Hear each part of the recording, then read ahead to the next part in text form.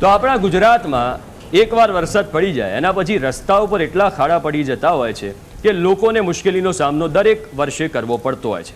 ધોરાજીમાં પણ એવું જ થયું. ધોરાજીમાં રોડ રસ્તાઓ ખખડધજ બની ગયા છે. ધોરાજીમાં રોડ રસ્તા ઉપર ખાડા અને રખડતા ઢોરને લઈને વિરોધ કરવામાં આવ્યો. રખડતા ઢોરની નગરી ધોરાજીમાં આપનું હાર્દિક સ્વાગત છે એવા બેનર્સ લગાવીને વિરોધ કરવામાં આવ્યો. કોંગ્રેસ સમિતિ દ્વારા સરદાર ચોક, પ્રશાંત પેટ્રોલ પંપ નજીકના વિસ્તારમાં બેનર્સ લગાવીને વિરોધ કરવામાં આવ્યો હતો.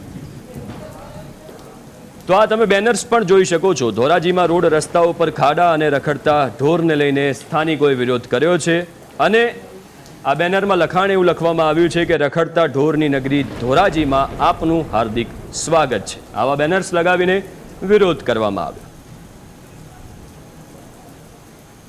ધોરાજી શહેરની અંદર આજરોજ બેનર મારવામાં આવ્યા છે, જેમાં ખાડા ખબડા અને રખડતા પશુઓની નગરી ધોરાજીમાં આપનું હાર્દિક સ્વાગત છે એવા બેનર ધોરાજી શહેર કોંગ્રેસ સમિતિ દ્વારા મારવામાં આવ્યા છે. અને આ એક તંત્રને ઢંઢોળવાનો પ્રયત્ન છે. અગાઉ અનેક વખત આ તંત્રને આંધળા બહેરા અને મૂંગા તંત્રને ઢંઢોળવાનો પ્રયત્ન કરેલ છે, છતાં પણ આ બાબતે કોઈ કાર્યવાહી કરવામાં આવતી નથી. રખડતા પશુઓને પકડવામાં આવતા નથી અને જે રોડ રસ્તાઓ ખાડા ખબડાવાળા થઈ ગયા છે તેને સુધારવામાં આવતા નથી.